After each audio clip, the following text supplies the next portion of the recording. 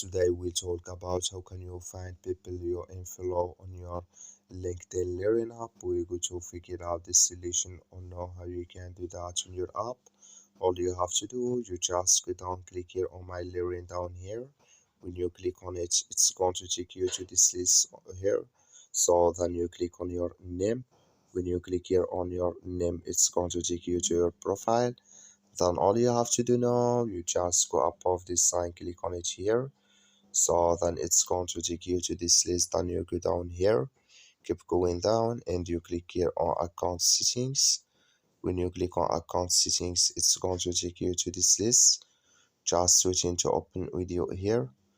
So then all you have to do, just click here on account preferences. So then come to this list, you just go down here and you click here on people you follow. When you click on it, so when you click here on people, when you click here on people you follow, it's going to take you to next step here. Then here you will find all people you follow here in this list. I have no one, but if you have them, you will find them in this list. That's all you have to do. Thank you for watching. Don't forget to support us by liking, subscribe.